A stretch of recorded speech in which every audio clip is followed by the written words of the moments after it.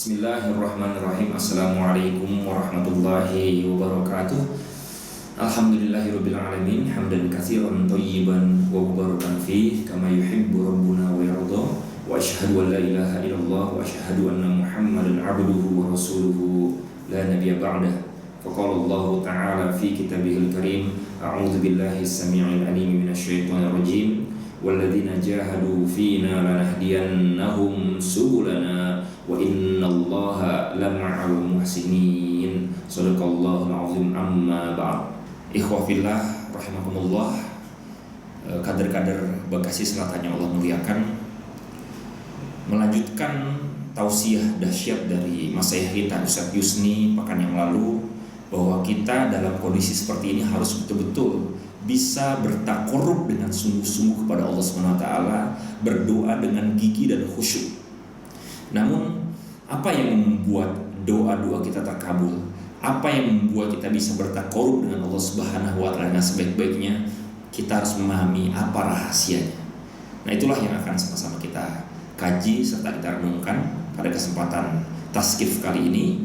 Namun ini bukan cuma sekedar agenda untuk menambah wawasan kita, namun ini juga adalah menjadi energi untuk kita beramal. Karenanya dalam taskif ini kita pun akan langsung action, yaitu dengan sama-sama berdoa, bermunajat kepada Allah SWT untuk diri kita, keluarga kita, kaum muslimin dan bangsa ini.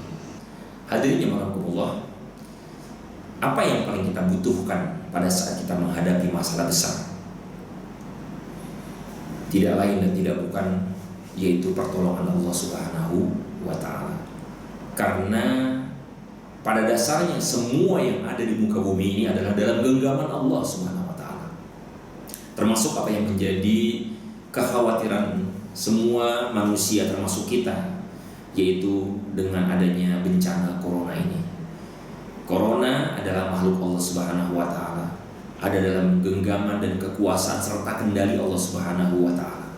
Maka ketika kita ingin melindungi diri kita dari musibah ini, maka kita harus kembali kepada Allah Subhanahu wa Ta'ala.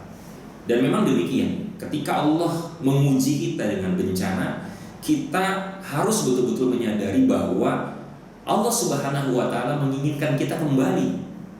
Zaharal fasadu fil barri wal bahr bima kasabat aydin nas liyudhiqahum ba'dal ladzi 'amilu la'allahum yarji'un, agar kita kembali kepada Allah Subhanahu wa Ta'ala.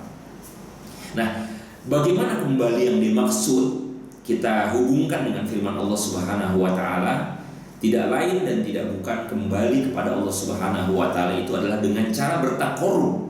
Dan bertakorup yang paling spesial adalah dengan sholat secara khusyuk. Allah Subhanahu wa Ta'ala di dalam Al-Quran berfirman, wasta'inu bis-sabri was-salah wa innaha lakabiratun illa 'alal khashi'in alladzina yadhunnuna annahum mulaqu rabbihim wa annahum ilaihi raji'un. Ingat, kata kuncinya adalah raji'un, kembali kepada Allah Subhanahu wa Ta'ala. Inilah yang menjadi rahasia doa-doa kita dikabulkan oleh Allah Subhanahu wa Ta'ala, yaitu ketika kita menyadari bahwa kita betul-betul terpaut dengan Allah Subhanahu wa Ta'ala. Mulaku, berhadapan, bertemu, berjumpa, merasa dekat. Inilah kunci dari terkabulnya doa. Maka kita kondisikan sebelum kita bermunajat kepada Allah Subhanahu wa Ta'ala, memohon pertolongan Allah Subhanahu wa Ta'ala, kita bangun sebuah keyakinan, perasaan dan kesadaran Allah Subhanahu wa Ta'ala betul-betul dekat dengan kita. Dan inilah yang dinyatakan oleh Allah Subhanahu wa Ta'ala dalam Al-Quran, wa idza sa'alaka ibadi anni fa inni qarib ujibu da'watad da'i idza da'an falyastajibu li wal yu'minu bi la'allahum yarshudun. Katakanlah, jika hamba-hambaku meminta berdoa kepadaku, maka katakanlah bahwa sesungguhnya aku ini dekat. Allah sudah betul-betul menjamin maha dekat dengan kita. Namun kalau kita sendiri tidak memiliki perasaan, tidak memiliki kesadaran dan keyakinan bahwa Allah itu dekat, maka Allah Subhanahu wa taala tidak akan mengabulkan doa kita. Hadirin jamaah rahimakumullah, maka kata kunci sebagaimana yang disebutkan dalam surat Al-Baqarah tadi, pertolongan Allah hanya akan diberikan kalau kita melakukan dua langkah besar, yaitu sabar dan sholat. Yang kita bahas sekarang adalah tentang sholat secara khusyuk sebagai sebuah kunci untuk bisa dikabulkannya doa kita, untuk kita bisa diberikan pertolongan oleh Allah Subhanahu wa taala. Apa yang menjadi rahasia kita bisa dekat dengan Allah Subhanahu wa taala? Rahasianya adalah ternyata terletak pada 3 hal, dan 3 hal ini yang menjadi konten utama atau nilai inti dari sholat. Yaitu yang pertama, bahwa kita sholat itu harus betul-betul memiliki fondasi dasar. Dasar yang membuat kita menjalankan sholat, yang harus betul-betul kita tanam dalam jiwa kita. Yang pertama adalah bahwa kita diperintahkan sholat itu adalah karena begitu banyak nikmat yang telah Allah berikan kepada kita. Ini dasarnya, ini alasannya kenapa kita diperintahkan oleh Allah Subhanahu wa taala untuk sholat. Kenapa? Karena sudah terlalu banyak nikmat yang Allah berikan kepada kita. Yang dengan memiliki kesadaran tentang banyak nikmat itu, barulah kita bisa menjalankan apa yang menjadi fungsi sholat yang pertama, yaitu fungsinya untuk bersyukur. Dan ini yang belum kita lakukan. Setiap kali kita menjalankan sholat, belum betul-betul berkobar-kobar rasa syukur kita. Artinya kita belum menjalankan fungsi sholat. Yang kemudian dengan kita menjalankan fungsi sholat inilah, maka barulah kita bisa menghidupkan apa yang menjadi pilar dalam sholat yang harus ada dalam setiap sholat kita. Dari keseluruhan bacaan dan gerakan sholat kita harus ada pilar yang pertama, yaitu rasa cinta, al-hub. Kemudian yang kedua, apa yang melandasi, apa yang menjadi dasar kenapa kita disuruh sholat oleh Allah Subhanahu wa taala? Yaitu karena banyaknya dosa, kezoliman, kelalaian, kealpaan, keburukan yang kita lakukan di sepanjang hidup. Harus betul-betul kita hadirkan betapa banyak dosa-dosa kita, kesalahan kita, kelalaian kita, kebodohan kita. Yang dengan kita menghadirkan ini di dalam sholat, maka kita baru bisa menjalankan fungsi sholat yang kedua, yaitu untuk apa? Untuk bertaubat. Artinya apa? Sholat itu memang harus kita jalankan dalam rangka bertobat kepada Allah Subhanahu wa taala. Kalau kita sholat kepada Allah Subhanahu wa taala belum ada rasa bertobat, belum ada kesadaran bahwa sholat ini dilakukan dalam rangka bertobat, minta ampun kepada Allah Subhanahu wa taala, maka kita tidak akan merasa dekat dengan Allah Subhanahu wa taala. Dan dengan menjalankan fungsi sholat yang kedua ini, itu bertobat, barulah kita akan bisa menjalankan atau bisa menghidupkan pilar yang kedua di dalam ibadah, khususnya dalam sholat, yaitu al-khauf, rasa takut. Ya, yang membuat kita dekat dengan Allah Subhanahu wa taala adalah adanya rasa takut yang tumbuh bergelora. Yang ketiga, apa yang menjadi dasar bagi kita yang harus ada dalam jiwa kita setiap kali kita melaksanakan sholat, yaitu kenapa kita disuruh sholat? Karena begitu banyak masalah dan hajat yang kita miliki. Dan dengan kita menyadari bahwa kita ini punya banyak masalah yang tidak bisa diselesaikan oleh Allah Subhanahu wa taala. Kita punya banyak hajat, kebutuhan yang tidak bisa dipenuhi kecuali oleh Allah Subhanahu wa taala. Maka itulah yang akan menjadi bahan bakar bagi tumbuhnya jiwa kita dengan fungsi sholat yang ketiga, yaitu untuk minta tolong kepada Allah Subhanahu wa taala, berdoa atau bertawakal kepada Allah Subhanahu wa taala, bersandar kepada Allah Subhanahu wa taala. Kalau kita sudah bisa menjalankan fungsi sholat yang ketiga inilah, barulah kita bisa menyalakan apa yang menjadi pilar sholat, pilar ibadah, khususnya sholat yang ketiga, yaitu ar-roja atau rasa harap. Nah, ketiga dimensi inilah yang harus mampu betul-betul kita hadirkan di dalam setiap ibadah kita, di dalam setiap sholat kita, dan di dalam doa kita, dalam munajat kita. Ini kunci rahasia yang membuat kita dekat dengan Allah. Kalau kita berdoa, namun di dalam jiwa kita tidak ada rasa dekat dengan Allah Subhanahu wa taala dengan menghidupkan ketiga aspek ini, maka kita nggak akan bisa merasakan Kita nggak akan bisa merasakan kelezatan dalam berdoa, dalam beribadah, dalam sholat, dalam sujud, dalam ruku. Inilah yang menjadi kunci rahasia doa-doa kita dikabulkan. Munajat kita akan diijabah oleh Allah Subhanahu wa Ta'ala, yaitu kalau kita menghadirkan rasa syukur, menghadirkan semangat bertaubat, dan menghadirkan rasa butuh kepada Allah Subhanahu wa Ta'ala.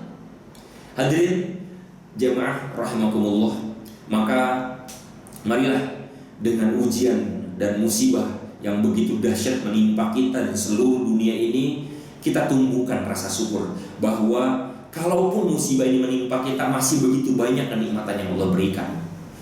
Dan kita juga harus menyadari bahwa kalaupun Allah menguji kita dengan musibah ini, pasti penyebabnya, di antara penyebabnya adalah karena kita memang banyak dosa. Artinya dengan musibah ini Allah Subhanahu wa Ta'ala memang ingin membersihkan kita dari dosa-dosa. Maka musibah ini, rasa takut kita terhadap musibah ini harusnya membuat kita menjadi semakin dekat kepada Allah, semakin takut kepada Allah Subhanahu wa Ta'ala. Dan itu ditunjukkan dengan bacaan serta gerakan-gerakan sholat kita. Tentu kita tidak cukup untuk mentadaburi setiap gerakan dan bacaan sholat agar kita tumbuh rasa dekat dengan Allah Subhanahu wa Ta'ala. Cukup dengan kita menghadirkan 3 dimensi tadi. Selebihnya nanti harus menjadi PR kita bersama, bahwa hikmah terbesar yang diberikan oleh Allah Subhanahu wa Ta'ala melalui musibah COVID-19 ini adalah kita harus kembali kepada Allah Subhanahu wa Ta'ala dengan bertakorup. Dan untuk bisa bertakorup dengan sempurna, kita harus memahami ilmunya. Dan untuk bisa memahami ilmunya, maka berarti kita harus gigih dalam menggali ilmu yang diajarkan oleh Allah Subhanahu wa Ta'ala. Belajar, dan belajar. Bil khusus yang paling istimewa, yang paling utama adalah belajar tentang ilmu sholat khusyuk dan ilmu ma'rifatullah. Hadirin jamaah rahimakumullah, maka nanti di dalam sholat kita akan melakukan gerakan-gerakan dan bacaan-bacaan yang menunjukkan kita melakukan ketiga dimensi tadi. Misalnya pada saat kita bertakbiratul ihram, Allahu Akbar, bayangkan dan rasakanlah bahwa kita sedang menunjukkan rasa syukur kita kepada Allah Subhanahu wa Ta'ala. Ketika kita bertakbir, seakan-akan kita mengatakan, ya Allah, aku bersyukur kepadamu ya Allah, terima kasih ya Allah.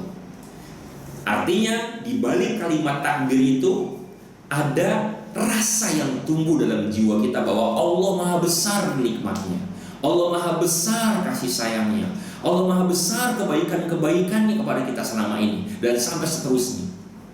Dan itu yang kita syukuri. Kemudian ketika kita mengucapkan takbir juga kita harus mampu menghadirkan sebuah rasa bahwa Allah juga Maha Besar pengetahuannya terhadap perbuatan-perbuatan kita, terhadap amalan-amalan kita. Allah Maha Besar artinya Allah juga Maha Besar kemampuannya dalam mencatat, merekam, menghisap kita.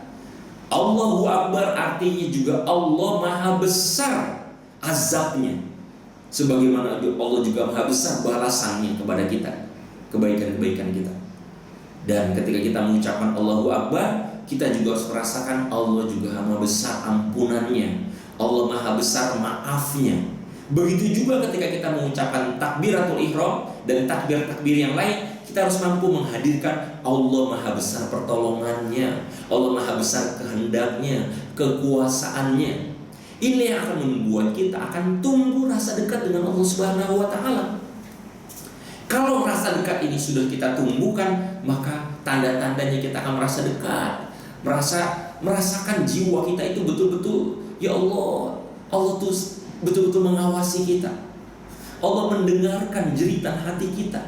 Allah Subhanahu wa Ta'ala terus-menerus mengamati keinginan-keinginan kita, ketakutan-ketakutan kita, kekhawatiran kita.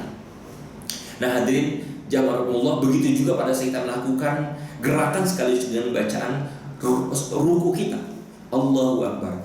Hadirkanlah sebuah rasa seakan-akan ketika kita melakukan gerakan dan membaca kalimat Allahu Akbar pada saat kita ruku, hadirkanlah kita seakan-akan mengatakan terima kasih ya Allah, meskipun musibah ini begitu banyak membawa kemudaratan kepada yang lain, kami tidak mendapatkan kemudaratan separah itu, seberat itu.